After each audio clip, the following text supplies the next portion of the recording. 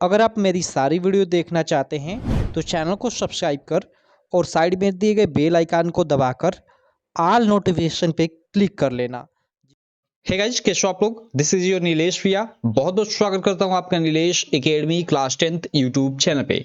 दोस्तों, जो हम लोग यूपी बोर्ड का क्लास 10th का साइंस का मॉडल पेपर सॉल्यूशन कर रहे थे, उसका ये पार्ट नंबर 2 होने वाला है। पहले वीडियो में हम लोग जो ऑब्जेक्टिव क्वेश्चन सॉल्यूशन स्टार्ट किया था, ठीक है, ऑब्जेक्टिव क्वेश्चन का यानी शुरू से, तो उसमें हमने लगभग 13 क्वेश्चन सॉल्व कर लिया था। इस वीडियो में हम लोग 13 के आगे के क्वेश्चन यानी 20 तक के क्वेश्चन को सॉल्व कर लेंगे और नेक्स्ट वीडियो में हम लोग जो सब्जेक्टिव टाइप के प्रश्न है उनको सॉल्व करना शुरू करेंगे।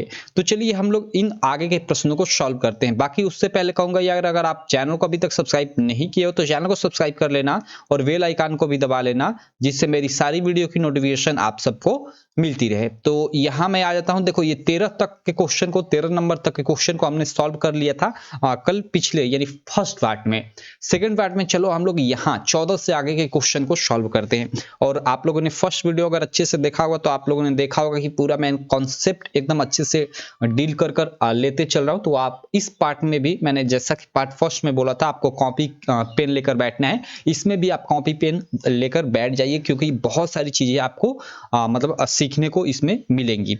चलो यहां देखो, क्वेश्चन नंबर 14 क्या है कि चूने के पानी से भरी परख नली में जब मुंह द्वारा फूका जाता है तब चूने का पानी किसकी मौजूदगी के कारण दुधिया हो जाता है। देखो, सबसे पहले दुधिया, दुधिया मीन्स एक तरह से कैल्शियम जो कार्बोनेट होता है उसी को एक तरह से मतलब दुधिया हम लोग बोलते हैं, ठीक है। CaCO3 ये कैल्शियम कार्बोनेट, ठीक है, इसी को हम लोग दुधिया बोलते हैं। तो चूने के पानी से भरी परख नली में, ठीक है, यानी चूने के पानी से भरी परख नली में, देखो यहाँ पे मैं कुछ चीजें आपको बता दूं। जो देखो CaO होता है, ये बिना बुझा हुआ चूना होता है। ये बिना बुझा हुए चूने का फॉर्मूला होता है, बिना बुझा हुआ चूना, बिना बुझा हुआ चूना का फार्मूला होता है। और कैल्शियम हाइड्रोक्साइड यानी CaOH ट्वाइस, ये कैल्शियम हाइड्रोक्साइड जो होता है, ये होता है बुझा हुआ चूना का फार्मूला, बुझा हुआ चूना। यानी जब इसी बिना बुझे हुए चूने को हम पानी के साथ अभिक्रिया कराते हैं, पानी में डाल देते हैं, तो बुझा हुआ चूना यानी ये हो जाता है। सिंपल। तो ये दो फार्मूले आप लोग याद रखिएगा। यहाँ थोड़ा मैं चीजें इरेज कर लेता हूँ, उसके बाद मैं समझाता हूँ। अब देखिए, यहाँ प्रश्न बोल रहा था कि चूने के पानी से भरी परख नली में, यानी चूने के पानी से भरी परख नली में, यानी उसमें क्या है, कैल्शियम हाइड्रोक्साइड है, CaOH ट्वाइस है। सिंपल, ठीक है। जब मुंह द्वारा फूका जाता है, उसमें हम लोग क्या करते हैं, मुंह द्वारा फूकते हैं। अब देखो, जब हम मुंह द्वारा उसमें फूकेंगे तो भाई हम लोग क्या करेंगे उसमें, मतलब हम लोग एक तरह से कार्बन डाइऑक्साइड हम लोग जैसे ऑक्सीजन लेते हैं और कार्बन डाइऑक्साइड बाहर छोड़ते हैं, तो मुंह द्वारा हम फूकेंगे तो क्या निकलेगा, कार्बन डाइऑक्साइड निकलेगा। इसका मतलब कि कैल्शियम हाइड्रोक्साइड कार्बन डाइऑक्साइड से अभिक्रिया करता है, ठीक है। तो यहाँ पे कह रहे हैं कि मुंह द्वारा फूका जाता है तब चूने का पानी किसकी मौजूदगी के कारण दुधिया हो जाता है। ओके, चलो। तो ये कार्बन डाइऑक्साइड के कारण क्यों, देखो यहाँ पे मैं कुछ चीजें आपको समझा भी देता हूं, जैसे कैसे ये दुधिया हो जाता है। यहाँ पे एक मिनट। जब हम लोग कैल्शियम जो हाइड्रोक्साइड यानी जो छूने का पानी है, जब हम मुंह से फूकते हैं नहीं, उसमें हम कार्बन डाइऑक्साइड से अभिक्रिया कराते हैं। आंसर तो यही हो गया कि किसकी मौजूदगी के कारण दुधिया हो जाता है, तो कार्बन डाइऑक्साइड के कारण। लेकिन पूरी अभिक्रिया मैं बता देता हूं। जब इससे अभिक्रिया हम लोग कराते हैं तो होता क्या है, ठीक है, कि कैल्शियम मतलब कार्बोनेट CaCO3 बनता है और प्लस बचा हुए जल का निर्माण होता है, तो ये बनता है। तो यहाँ कैल्शियम कार्बोनेट बन जाता है ये कार्बन डाइऑक्साइड के कारण। तो ये हम लोग का ऑप्शन सही हो जाएगा, ठीक। चलो, आई होप आपको ये 14 नंबर प्रश्न भी क्लियर हो गया होगा। 15 नंबर हम लोग प्रश्न देखते हैं। 15 नंबर प्रश्न क्या है, काफी इंपॉर्टेंट प्रश्न है। देखो यहाँ पे, कुछ डायनासोरों में एक पर यानी पिच यानी वही पंख एक तरह से समझ सकते हो, ठीक है, पर मौजूद थे। ओके, कुछ डायनासोर थे जिनमें एक पिच मौजूद यानी एक पर मौजूद थे, किंतु वो उड़ नहीं सकते थे, किंतु उड़ नहीं सकते थे। लेकिन पक्षियों में पर होते हैं जो उन्हें उड़ने में मदद करते हैं। विकास के संदर्भ में इसका क्या अर्थ हुआ। ओके, चलो। यहाँ पे मतलब कह रहा है कि कुछ डायनासोर थे जिनके पास एक पर थे लेकिन वो उड़ नहीं सकते थे, लेकिन पक्षियों में पर होते हैं और वो पक्षियां जो होती है उड़ती भी है। तो विकास के संदर्भ में इसको हम लोग क्या कहेंगे। फर्स्ट, कि सरीसृपों की उत्पत्ति पक्षियों से हुई है, ये कहेंगे क्या। तो ये तो गलत है। सबसे पहले देखो ये सरीसृप क्या होता है इसको मैं आपको बता देता हूँ। देखो सरीसृप जैसे हवा में सांस लेने वाले जो जीव जंतु होते हैं, ठीक है, या फिर जिनमें आंतरिक निषेचन होता है, जिनके शरीर पे पंख के बजाय बाल होते हैं, उन्हें हम लोग सरीसृप बोलते हैं। क्लियर है। और तो यहाँ वही कह रहा है कि सरीसृपों की उत्पत्ति पक्षियों से हुई है, तो भाई पक्षियों से कैसे सरीसृपों की उत्पत्ति हो सकती है? नहीं, ये गलत है। सरीसृप क्या होते हैं? मतलब जिनके शरीर पे एक तरह से बोले तो पंख के बजाय बाल होते हैं, तो ये मतलब पक्षियों में तो भाई पंख होते हैं, तो ये पक्षियों से यानी सरीसृपों की उत्पत्ति पक्षियों से, यानी पक्षियों से सरीसृपों की उत्पत्ति कैसे हो सकती है? ये गलत बात है, ये गलत बात है। सरीसृपों और पक्षियों के बीच कोई विकास संबंध नहीं है, ये भी गलत चीज है भाई। विकास संबंध है, मतलब सरीसृपों और पक्षियों के बीच एक आर्क्योएप्टिस की क्या मतलब विकास संबंध है, मुझे अभी याद नहीं आ रहा है। मतलब इनके बीच विकास संबंध है, मतलब दोनों के बीच जो विकास संबंध जिसके द्वारा दर्शाया जाता है वो आर्क्योएप्टिस की क्या बोलते हैं। तो विकास संबंध नहीं है, तो ये भी ऑप्शन गलत है। विकास संबंध है तो ये भी ऑप्शन गलत है भाई, ठीक। और ग ऑप्शन है कि दोनों ही जीवों में पर समजात अंग है, और अगला है कि पक्षियों की उत्पत्ति सरीसृपों से। नहीं, ये भी गलत है कि ये भी गलत है कि पक्षियों की उत्पत्ति सरीसृपों से पक्षियों की उत्पत्ति कैसे हो सकती है, ये भी गलत है। और ये फर्स्ट दोनों एक दूसरे का अपोजिट है, ये दोनों गलत है। इसमें ये ग वाला ऑप्शन सही है। क्यों? क्योंकि दोनों ही जीवों पर पर समजात अंग है। समजात अंग क्या होता है अब इसको समझ लो। देखो समजात अंग यानी प्राणियों के शरीर में ऐसे अंग जो उत्पत्ति और संरचना के आधार पर देखा जाए तो दोनों समान हो, लेकिन कार्यों में भिन्न हो। जैसे यहाँ मैंने इमेज भी ऐड कर रखा है, देखो ये आप लोग देख रहे हो, ये चमगादड़ का ये मतलब ये शायद पंख है ना, चमगादड़ तो उड़ती है, तो ये पंख उसका ये टाइप का है, ठीक है। तो उसके अलावा ये देखो ये सील, ये पता नहीं क्या है, मुझे नहीं इसको पता चल रहा है। ये देखो सिंह का ये मतलब ये पंजा कुछ इस टाइप का होता है। चिंपांजी का पंजा ये देख सकते हो कुछ इस टाइप का होता है, और मनुष्य का पंजा हाथ का ये देख सकते हो, मतलब सभी आप देख रहे हो लगभग एक ही समान के हैं, ठीक है, लगभग एक ही समान। तो इनको हम बोल सकते हैं कि ये समजात अंग है सभी जानवरों में, लेकिन इनके कार्य अलग अलग है। किसी का उड़ना, किसी का कुछ करना, मतलब ये तो इन्हीं को हम लोग समजात बोलेंगे, जो मतलब संरचना में लगभग एक समान हो। तो ये देख रहे हो चिंपांजी का हाथ और मनुष्य का हाथ लगभग संरचना में एक समान है, या मतलब यहाँ हम लोग सिंह यानी वही शेर का शायद, ठीक है, और यहाँ हम लोग देखें चिंपांजी का हाथ तो लगभग एक समान है। तो इन्हीं को हम लोग समजात अंग बोलते हैं। तो उसी प्रकार जो डायनासोरों में मतलब पर थे, कुछ डायनासोरों में जो पर थे वो पक्षियों की तरह मतलब कहा जा रहा है कि पर थे उनमें भी, लेकिन वो उड़ नहीं पाते थे। तो इन दोनों में विकास के संदर्भ में इन्हें क्या कहा जाएगा? तो कहा जाएगा कि दोनों ही जीवों में जो पर है वो समजात अंग है, सिंपल। तो ये आप लोग का ग ऑप्शन सही हो जाएगा। चलो 15 के बाद हम लोग 16 नंबर क्वेश्चन देख लेते हैं। 16 नंबर क्वेश्चन है कि यदि किसी जीव का जीवाश्म पृथ्वी की अपेक्षाकृत गहरी परतों से प्राप्त हुआ है तब हम भविष्यवाणी कर सकते हैं। ओके भाई, मतलब अगर किसी जीव का जीवाश्म पृथ्वी के मतलब गहरी परतों से प्राप्त हुआ है, यहाँ देख रहे हो गहरी परतों से प्राप्त हो रहा है, काफी नीचे की परतों से, तो हम बोल सकते हैं कि वो जीव काफी समय पहले मतलब काफी समय पहले था, हो सकता है विलुप्त हो गया होगा, ठीक है। तो जीव का विलोप हाल ही के कुछ वर्षों में नहीं, ये तो गलत है। अगर हाल ही में हुआ है तो भाई उसके तो अवशेष ऊपर ही मिल जाएंगे। जीव का विलोप हजारों वर्ष पूर्व हुआ है, ये हम बोल सकते हैं, क्योंकि उसका अवशेष बहुत नीचे मिल रहा है, तो हम बोल सकते हैं कि जीव का विलोप हजारों वर्ष पूर्व हुआ है। तो ये ख वाला इसका ऑप्शन सही है। और बाकी ये क्यों गलत है? पृथ्वी की परतों में जीवाश्म की स्थिति का जीव के विलुप्त होने की अवधि से कोई संबंध नहीं, ये तो मतलब ही नहीं बनता है। बिल्कुल है, विलुप्त होने की अवधि का निर्धारण नहीं करता है, ये भी गलत है। ये आप लोग का ये मतलब सेकंड ऑप्शन सही हो जाएगा, प्रश्न संख्या 16 का। चलो हम लोग ये 17 नंबर प्रश्न देख लेते हैं, और काफी इंपॉर्टेंट ये प्रश्न है, शायद इससे मैंने रिलेटेड इमेज भी ऐड कर रखा है पूरा का पूरा। चलो मैं समझा देता हूं आपको, उसके बाद हम लोग अगले प्रश्न पे चलेंगे। ये आप लोग की एनसीईआरटी की जो बुक है ना, उसमें जनन वाला जो चैप्टर है शायद उसी में ये एक एक्सपेरिमेंट भी दिया हुआ है इसका। तो हमें क्या बोल रहा है कि चित्र में ए बी सी किस क्रम में होंगे, जो ये ए है और ये बी है और ये सी है, ये किस क्रम में होंगे ये हमें बताना है, ठीक है। सबसे पहले तो ये है क्या, इसको समझ लेते हैं। देखो ये एक बीज है, द्विदली बीज है, ठीक है। द्विदली मीन्स आपने गेहूं की बीज देखी होगी, ऐसे मतलब गेहूं की बीज आपने देखा होगा, बीच में ऐसे मतलब एक रेखा टाइप का होता है, उसका आधा पार्ट इधर होता है, आधा पार्ट इधर होता है। तो गेहूं भी द्विदली बीज है, उसमें मतलब एक तरह से दो दल होते हैं। उसी प्रकार ये द्विदली बीज है, कुछ भी का हो सकता है। लेकिन आप लोग की एनसीईआरटी के बुक के अनुसार देखा जाए तो ये चने का बीज है। किसका? चना का बीज है। आप लोगों ने अगर अपनी एनसीईआरटी की बुक अच्छे से पढ़ा होगा तो आपको मालूम होगा। तो उसमें बोल रहा है कि ये ए और बी और सी जो होते हैं किस क्रम में होते हैं। सबसे पहले देखो कुछ चीजें मैं समझाना चाहूंगा आपको। देखो यहाँ पे एक देखो, ये मान लो ये चना है, ठीक है, ये चने का ये बीज है, ठीक है, चने का बीज नहीं है, चना है। जब हम लोग चने को क्या करते हैं कि आप लोग देखना, आप रात भर उसको भिगो को छोड़ दोगे तो वो फूल जाएगा थोड़ा थोड़ा। उसको 5-6 दिनों तक मतलब उसी तरह छोड़ दोगे, 5-6 क्या मुझे लगता है 3 दिनों तक, 4 दिनों तक। तो उसमें कुछ इस प्रकार का देखो, कुछ इस प्रकार का मतलब शुरू में तो एक दो दिन में उसमें कुछ मतलब डंडी मतलब जमना वो शुरू हो जाएगा, लेकिन 5-6 दिन आप छोड़ोगे तो ऐसे कुछ चीजें उसमें निकल आएंगी। एक ये ऊपर की तरफ जाएगी और एक ये नीचे की तरफ जाएगी। तो जो नीचे जाती है, ठीक है, वो जड़ होता है, उसी को जड़ बोलते हैं। और जो ये ऊपर की तरफ ये जाता है, ये मतलब ऊपर पौधा यही बनता है, ठीक है। इसी प्रकार मतलब जो हम लोग जैसे खेतों में बोते हैं चना, तो कुछ इसी प्रकार इसका निर्माण होता है। तो इसमें जो ये ऊपर जाता है और ये नीचे जाता है, इसको क्या हम लोग बोलते हैं, इनका एक स्पेशल नाम दिया गया है।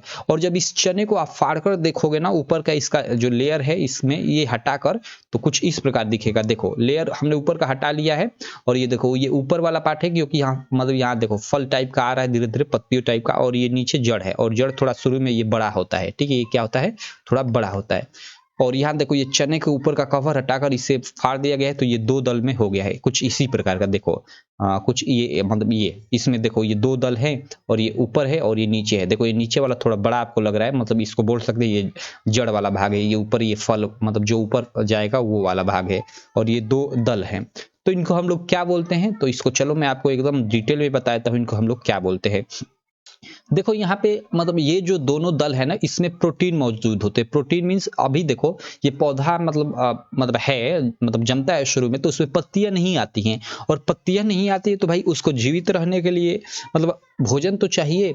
तो भोजन इन्हीं ये जो दल हैं इन्हीं में भोजन मतलब अवेलेबल होता है, भोजन एक तरह से प्रोटीन अवेलेबल होता है। और जब तक इसमें पत्तियां नहीं आ जाती है, यानी क्लोरोफिल एक तरह से जिसको आप लोग बोलते हो, ठीक है, क्लोरोफिल पत्ती आएंगी तभी तो भोजन का निर्माण होगा सूर्य के प्रकाश से। तो जब तक नहीं आ जाती, ये पूरा पूरा पौधा इन्हीं मतलब ये जो 2 दल होते हैं इन्हीं से भोजन प्राप्त करता है, और इसी को हम भी खाते हैं, ठीक है, इसी में प्रोटीन अवेलेबल होता है। तो यही हमें पूछ रहा है कि मतलब उसमें ये ऊपर वाले को ए दे दिया है नाम, और ये मतलब इसको ये जो दल है एक को दिखाकर इसको बी दे दिया है, और ये नीचे वाला है जो इसको सी दे दिया है नाम। तो ये किस क्रम में होंगे, ए बी सी। तो देखो जो सबसे ऊपर वाला जो पार्ट होता है इसको हम लोग क्या बोलते हैं, और नीचे वाले पार्ट को क्या बोलते हैं, और इसको हम लोग क्या बोलते हैं, इसको मैं आपको बता देता हूँ। देखो सबसे ये ऊपर वाला जो पार्ट होता है, इसको तना वाला पार्ट, इसको प्लीम्यूल बोलते हैं। क्या बोलते हैं, PLUMULE, प्लीम्यूल। अगर मैं मतलब एक तरह से मतलब हिंदी में बात करूं इसको, तो प्रांकुर इसको बोलते हैं, ठीक है, ऊपर वाले पार्ट को प्रांकुर। और जो ये बीच वाला पार्ट होता है, यानी जो ये दल वाला पार्ट होता है, इसको मतलब हम बोलते हैं कॉटिलीडंस। क्या बोलते हैं, कॉटिलीडंस। हिंदी में बोलते हैं बीज पत्र, ठीक है, बीज पत्र। और जो नीचे वाला जड़ वाला पार्ट होता है इसको बोलते हैं हम लोग मूलांकुर, ठीक है, रेडिकल। Radical RADICAL।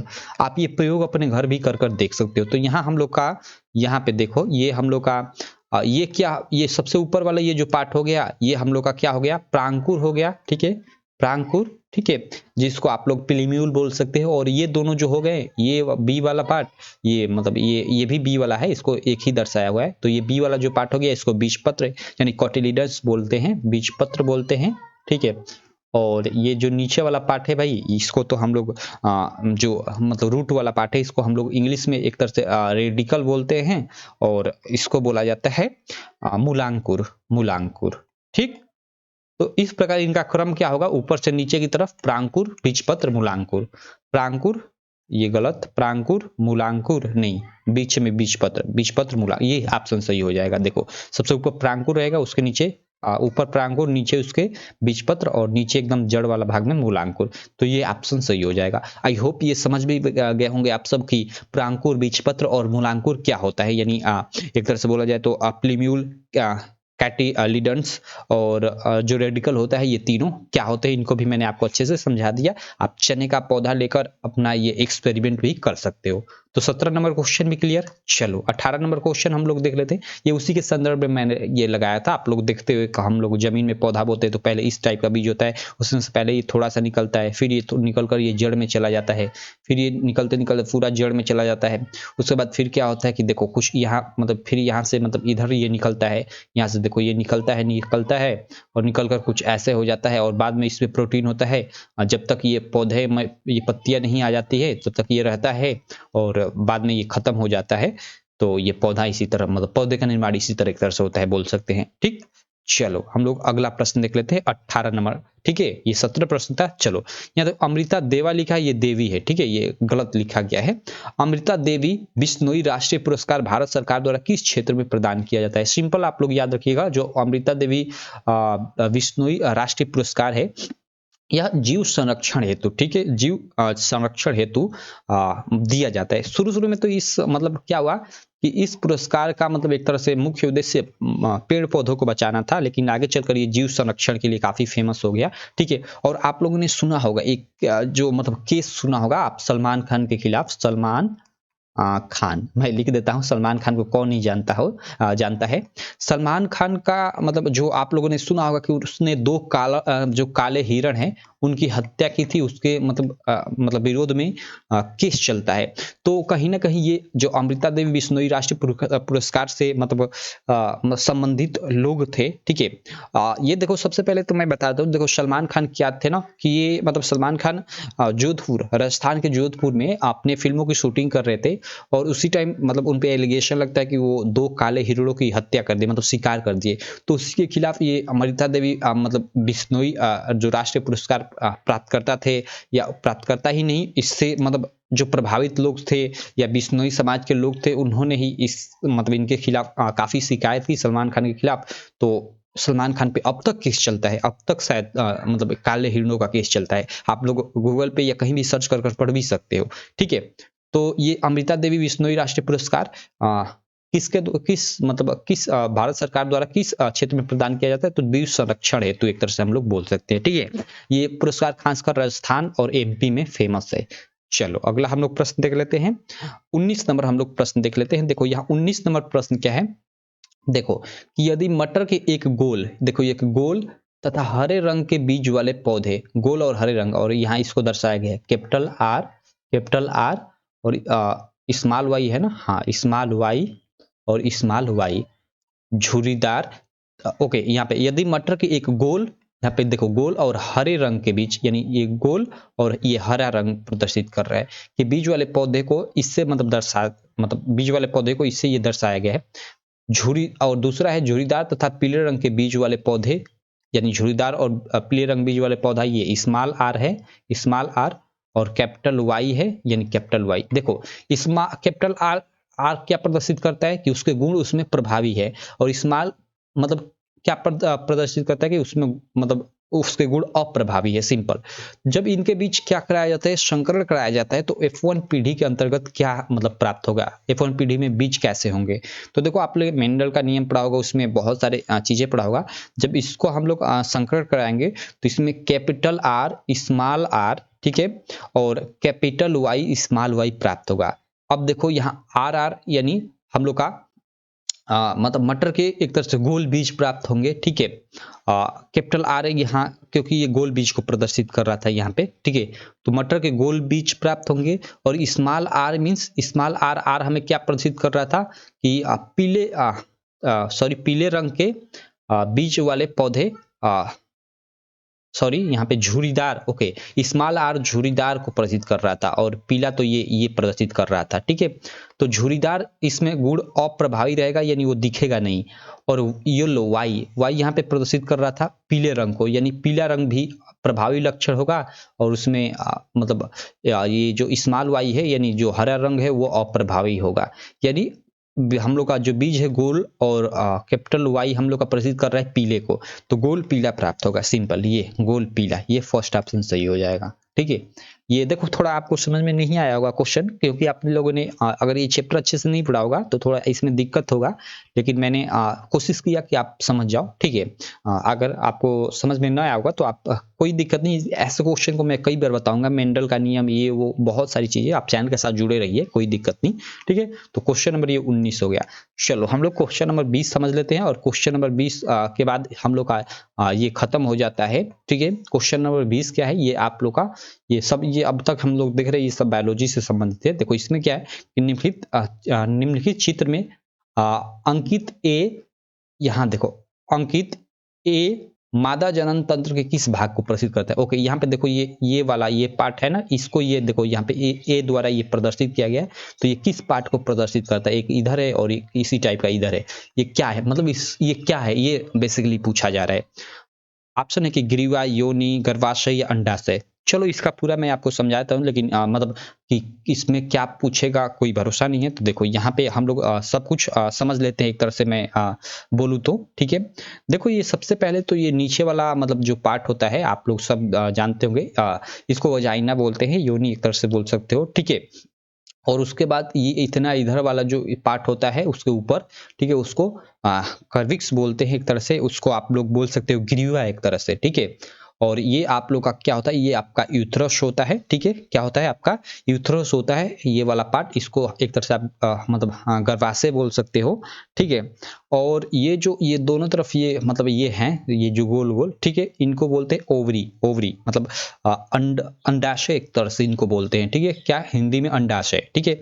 और ये जो आकर इधर से ये जुड़ा है, इसको हम लोग फेलोपियन ट्यूब बोलते हैं, ये दोनों तरफ फेलोपियन ट्यूब, ठीक है, अंडवाहिका, सिंपल। तो यहाँ हम लोग का प्रश्न था कि ये जो ये वाला है, इसको ए से प्रदर्शित किया गया है, यह क्या है। तो सिंपल भाई, यह क्या है एक तरह से हम लोग का, तो ये हम लोग का अंडाशय है। क्या है, अंडाशय है, ठीक है। ये एक है और एक ये, दो अंडाशय, ठीक है। तो ये क्वेश्चन के अनुसार ये सही हो जाएगा। बाकी इसमें आप लोग का ये क्या है, तो ये अंडवाहिका है, ठीक है। और ग्रीवा है, तो ये वाला पार्ट हम लोग का ग्रीवा होता है, ये ग्रीवा। और योनि तो यहाँ नीचे होती है, ये योनि वाला पार्ट है, ठीक है। सिंपल, हमने सभी चीज़ों समझ लिया। गर्भाशय, ये वाला गर्भाशय होता है, और इनका भी एक स्पेशल सब नाम है, लेकिन चलो उतना हमें डिटेल में कोई जाने की जरूरत नहीं है, ठीक है। हम लोग का फाइनली हम लोगों ने समझ लिया कि ये वाला पार्ट है, ये किस चीज़ को परिचित कर रहा है, तो अंडाशय को, सिंपल। तो इस प्रकार हमने पूरे के पूरे ये 20 जो ऑब्जेक्टिव क्वेश्चन थे, इनको पूरा का पूरा हमने सॉल्व कर लिया। ये यूपी बोर्ड क्लास 10 का बोर्ड द्वारा जारी मॉडल पेपर था, ठीक है। दो पार्ट में हमने किया, ठीक है। पार्ट एक फर्स्ट और पार्ट सेकेंड। पार्ट थर्ड में हम लोग क्या करेंगे, अब जो सब्जेक्टिव टाइप के क्वेश्चन होंगे, अब उनको हम लोग सॉल्व करेंगे। इसी प्रकार मैं सारे सब्जेक्ट का जितना भी मॉडल पेपर जारी किया गया है यूपी बोर्ड के द्वारा, धीरे धीरे मैं आपका पूरा का पूरा सॉल्व कर दूंगा। आप वीडियो को देखते रहिए। बाकी अगर वीडियो आपको पसंद आई तो मैं मतलब आशा करता हूँ आप अब तक चैनल को सब्सक्राइब कर लिए होंगे, लेकिन उसके साथ साथ अपने दोस्तों में भी इस वीडियो को शेयर कर देना, ठीक। तो चलो मैं मिलता हूँ आपसे नेक्स्ट वीडियो में, तब तक के लिए थैंक यू।